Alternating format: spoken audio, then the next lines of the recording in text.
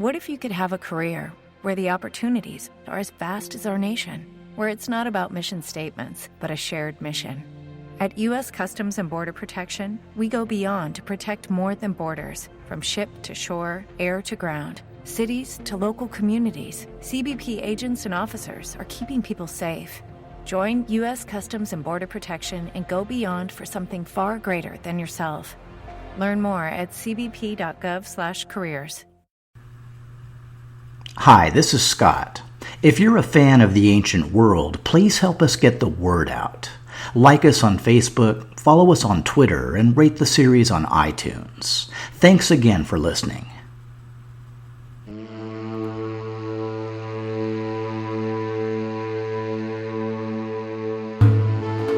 The Ancient World Bloodline. Episode B17, The Valley.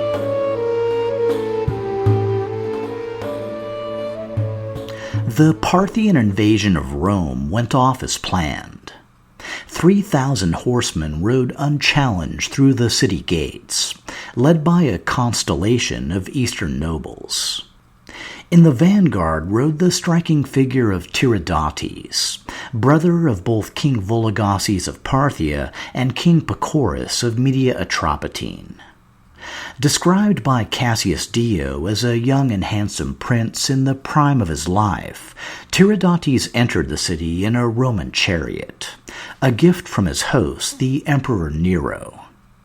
To enhance his dignity, Tiridates was allowed to retain his sword, though anyone looking closely would see it tied firmly into its sheath. Nero trusted Tiridates, but, well, let's not get crazy. After all, the previous year had seen the major conspiracy of Gaius Calpurnius Piso, grandson of the Syrian governor who'd allegedly poisoned Germanicus. Upset with the emperor's despotic rule, Piso conspired with both the Senate and the Praetorians to have Nero assassinated, with the goal of putting himself on the throne. In the spring of 65 AD, the plot was leaked, and Nero ordered the conspirators to commit suicide. Though the crisis had been averted, it had put the emperor on notice that powerful Romans were bent on overthrowing him. Which was at least one reason for the vast public spectacle commemorating the arrival of Tiridates.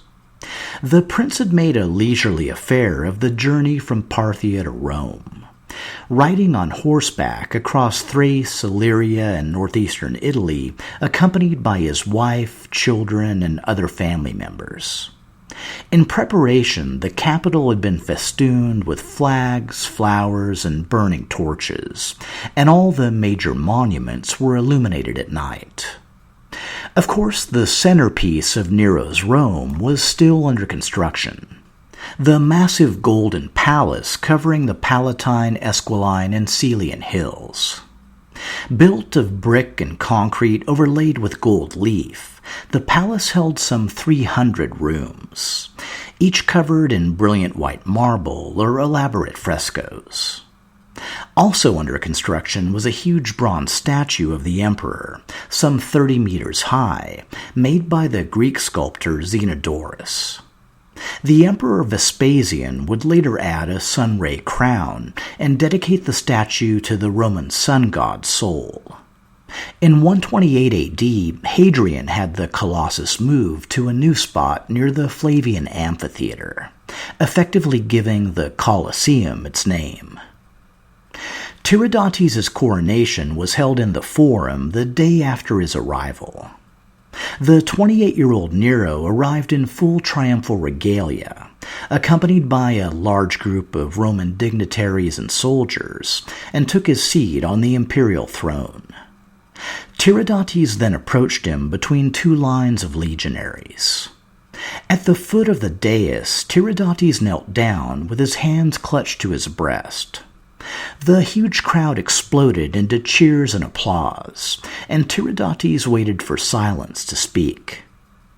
"My lord, I am a descendant of Arsaces and the brother of the kings Vologases and Pacorus. I have come to you who are my god. I have worshipped you as the sun. I shall be whatever you would order me to be, because you are my destiny and fortune." To which Nero replied, "You have done well by coming here to enjoy my presence in person. What your father has not left to you, and what your brothers did not preserve for you, I do accord to you, and I make you king of Armenia, so that you, as well as they, may know that I have the power to take away and to grant kingdoms." Tiridates then mounted the dais and knelt, and Nero placed the diadem on his head. As Tigranes stood and prepared to bow a second time, Nero took his hand, kissed him, and seated him at his side, on a chair just a little lower than his own. Unsurprisingly, the crowd once again burst into cheers and applause. And even this was only the beginning. For days following, celebration piled on celebration, with Nero, the lover of public performance, always at the center of the action. Whether personally competing in a chariot race or playing the lyre at evening banquets, Nero hammed it up non-stop, hoping to increase his popularity among his people. It was the largest such reception ever held in the capital, and the Senate joined in by awarding Nero the title of Imperator. Tiridates, while polite, was apparently put off by the emperor's undignified behavior, and went out of his way to praise the stern and Spartan Corbulo. Before Tiridates left Rome for his new kingdom, Nero presided over one final ceremony. For the first time since the Augustan era, the doors of the Temple of Janus were closed, signifying the return of universal peace, or at least the Roman variant. Riding out of the city, Tiridates took with him a veritable army of skilled artisans to complete the reconstruction of the Armenian capital of Artaxata. As a final honor to his host, Tiridates told the emperor that the rebuilt capital would be called Neronia. The optics of the whole event, especially Tiridates kneeling before Nero's throne, were pretty ideal, and had done quite a bit to improve the emperor's standing. In fact, though no one could have known it at the time, the peace with Parthia would endure for decades. But to the politically savvy, it was hard to ignore the fact that the lion's share of the Near East, Parthia, Armenia, and Media Atropatene, were now jointly controlled by a single family of 3 brothers, all bent on turning away from Western traditions and toward a glorious Persian past. While the peace would soon pay dividends in Roman military affairs, it was equally appreciated in Parthia. Having firmed up his western flank, the Parthian king of kings Vologases could return his attention to troubling developments in the east. As far back as the reign of Phraates IV, the Parthian king who'd crushed Mark Antony's invasion, the empire faced erosion along its southeastern frontier. First was the rebellion of Indo-Parthian vassals, who carved out a minor kingdom in parts of Afghanistan, Pakistan, and northwestern India. At the same time to the north, an even greater power had taken shape. A coalition of 5 Indo-European tribes had conquered the former territories of the Greco-Bactrian kingdom, centered on the Oxus River. The tribes were collectively known as the Yueshi, meaning Moon Clan.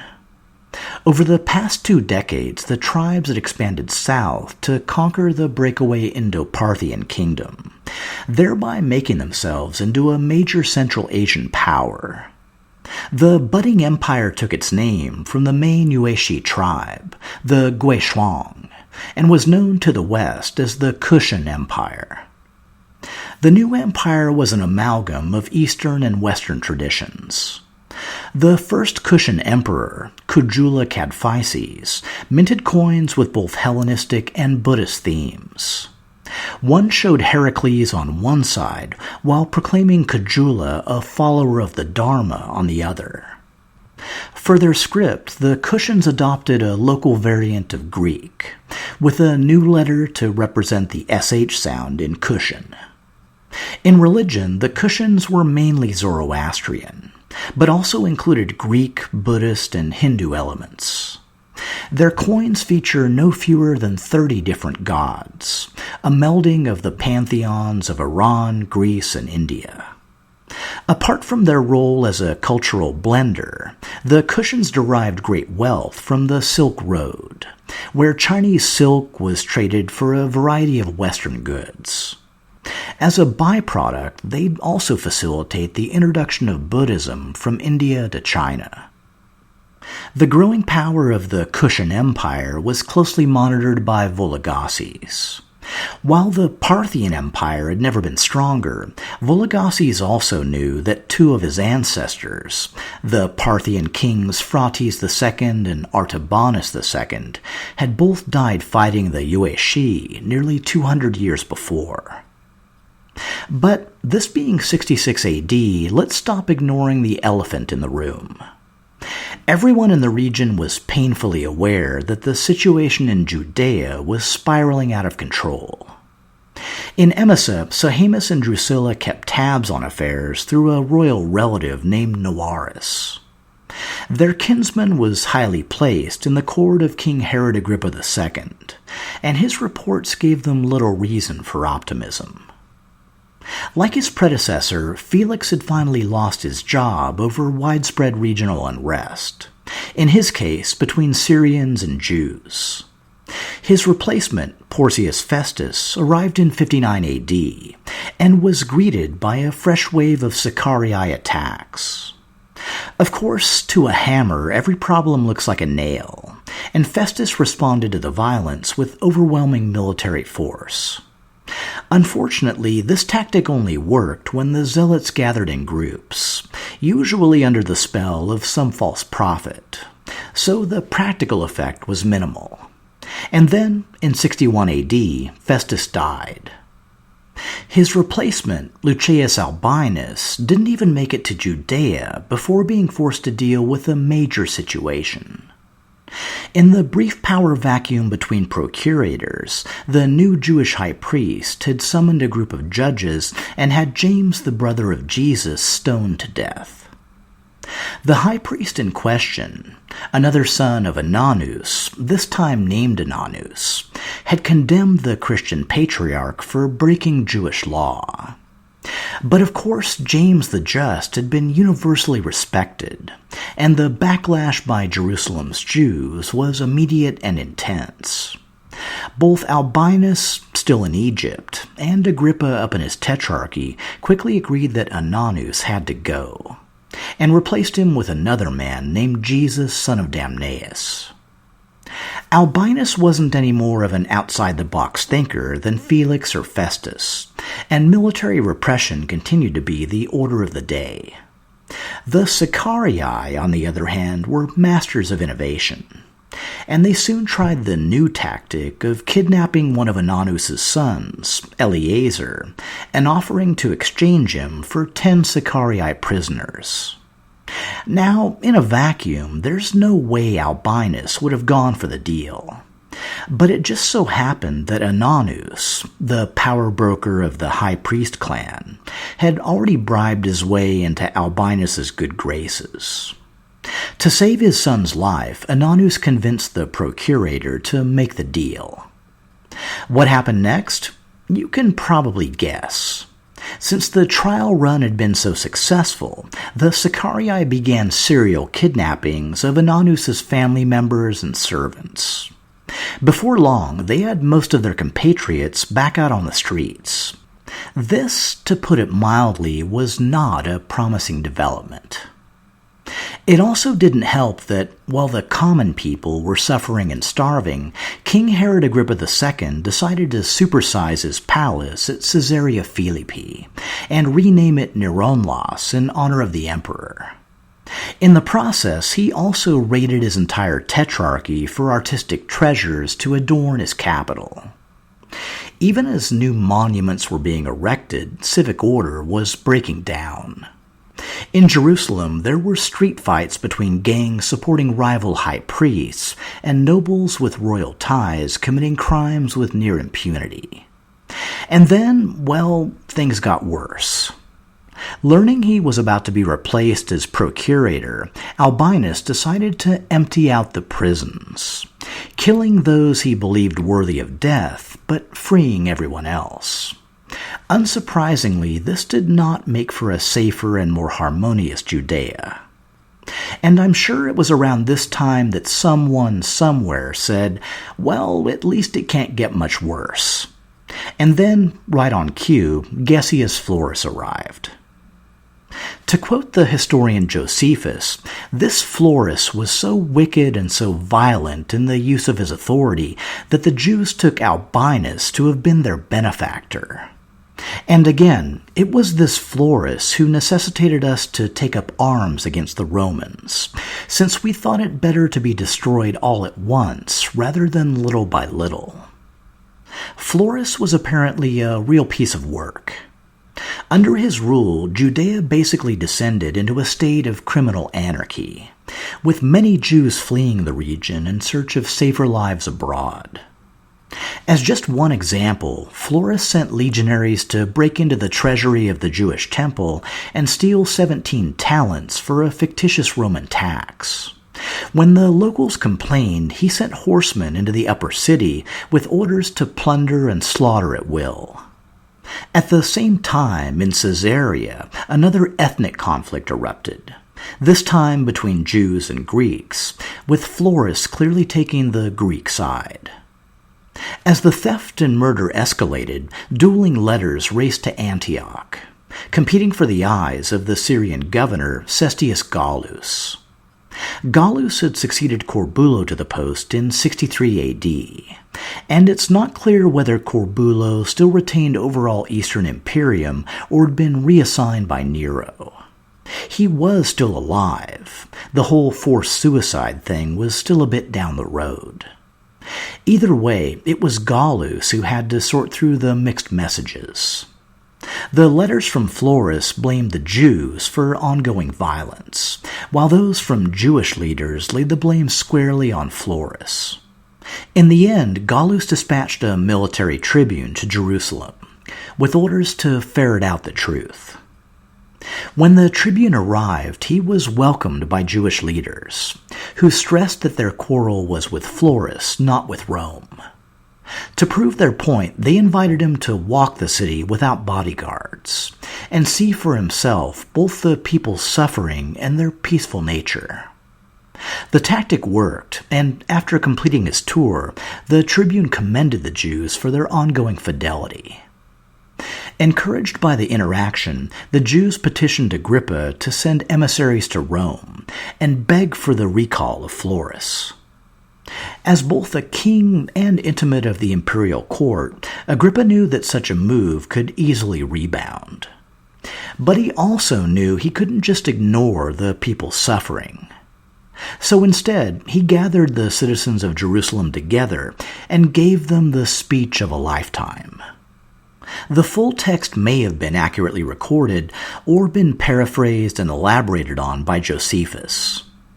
Either way, it's an amazing speech, and lays out with irrefutable logic all the reasons why it was sheer suicide to pick a fight with the Roman Empire. Just to give you the flavor, here are a few choice bits. You are the only people who think it a disgrace to be servants to those to whom all the world is submitted. What sort of army do you rely on? What are the arms you depend on? Where is your fleet to sweep the Roman seas? And where are those treasures which may be sufficient for your undertakings? Are you richer than the Gauls, stronger than the Germans, more numerous than all men upon the habitable earth? What confidence elevates you to oppose the Romans? Perhaps it will be said it is hard to endure slavery. Yes, but how much harder it is to the Greeks, who were esteemed the noblest of all people under the sun. It goes on like this for pages and pages. It's totally comprehensive and completely accurate. And, in the end, it did not one bit of good. Many Jews were on board with Agrippa's logic, until he got to the part about enduring Florus until Nero eventually sent a replacement. And then, well, they started throwing rocks at him. Utterly dejected, Agrippa was forced to leave the city and return to his northern tetrarchy. In his mind, he'd done what he could. The rest was in God's hands. Word soon came that a group of zealots, led by Menachem of the Sicarii, had assaulted the fortress at Masada and killed the Roman garrison. At the same time in Jerusalem, Eleazar, the ransomed son of Ananus, temple captain and zealot sympathizer, convinced the Jewish priesthood to stop making sacrifices on Rome's behalf.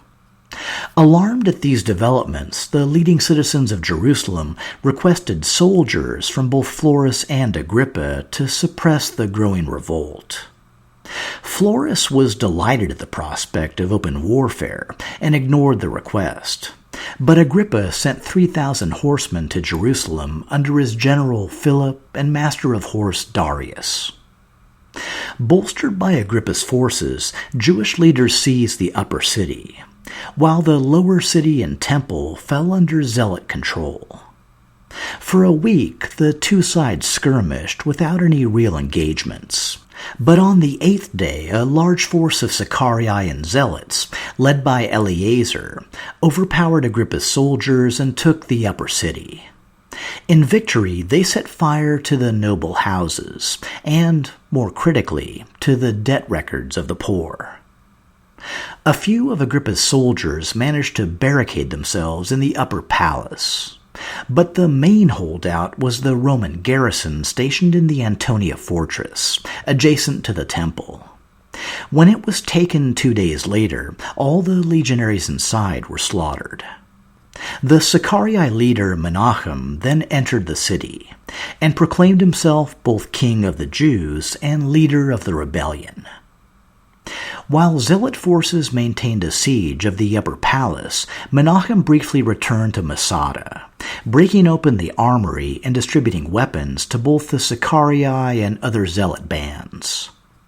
By the time he returned, Agrippa's soldiers had surrendered and were allowed to leave the city unharmed. The Jewish high priest didn't get off so lucky. He was found hiding in an aqueduct and killed. With Jerusalem now firmly under zealot control, Menachem took the opportunity to enter the Jewish temple, the former stronghold of the corrupt priesthood, now liberated by zealot action. The symbolism was somewhat tarnished by the nature of his appearance, dressed in royal garments and encircled by armed bodyguards. To Menachem, it must have seemed like the kingdom of God, heralded in the scriptures and yearned for since the time of his great-grandfather, Hezekiah the bandit chief, was very, very close. Which is just about the time that Eleazar, enraged by the blatant power grab, attacked Menachem with a large zealot mob. In the ensuing melee, many of Menachem's followers were killed, while the remainder fled to the Sicarii stronghold of Masada. Menachem himself was caught, tortured, and executed. Yes, my friends, the revolution was already eating its own. After the zealot capture of Jerusalem, the violence increased exponentially. Florus commenced a general slaughter of the Jewish population of Caesarea. In retaliation, Jewish bands attacked Syrian villages, killing the inhabitants and burning them to the ground. Large cities split into Jewish and Syrian factions and began making war on one another. Violent deaths quickly escalated into the tens of thousands. Josephus reports that it was then common to see cities filled with dead bodies still lying unburied, and those of old men mixed with infants. The Judean landscape was becoming a vision of hell, and the war against Rome hadn't even begun. Even Sohaemus' relative Noarus played his own small part. With Agrippa off in Antioch, Noarus had been delegated to govern the Tetrarchy, which he mainly saw as an opportunity to enrich himself. When a group of wealthy Jews came up from Batanea, requesting a detachment of soldiers to protect them against bandits, Noaris appeared to grant their request. He then sent armed men to their camp at night, slit their throats, and stole all their belongings. When Agrippa found out, he exiled Noaris, but took no other action for fear of angering Sohaemus. To the south, in Judea, zealot attacks continued. The Roman citadel at Cyprus near Jericho was wiped out by Jewish rebels, and its fortifications demolished. Similarly, the fortress of Machaerus, where John the Baptist had spent his final years, was captured by the zealots after its Roman garrison surrendered. The growing firestorm in Judea sparked conflict in other regions. Alexandria in Egypt was home to the world's largest Jewish community, and birthplace of the Greek Old Testament known as the Septuagint. When violent clashes erupted between Greek and Jewish factions, the Egyptian prefect, Tiberius Julius Alexander, called in 3 African legions. The soldiers flooded into Alexandria's Jewish quarter, killing everyone they found, plundering their belongings, and setting fire to their homes. At the end of the assault, some 50,000 Jews lay dead. The massacre in Egypt finally prodded the Syrian governor, Cestius Gallus, into action. Following Alexander's example, he'd use overwhelming military force to crush the Judean revolt. From the Syrian legions, he gathered 10,000 infantry and 2,000 cavalry. Then the word went out to the local client kings. In Emesa, detailed intelligence on the Judean situation had been lost with the expulsion of Noaris. But it was pretty clear where things were headed when Sohaemus and Drusilla got the call. Soon 1,300 horsemen and 2,700 archers, known as the Hemesani, were marching out in support of Rome.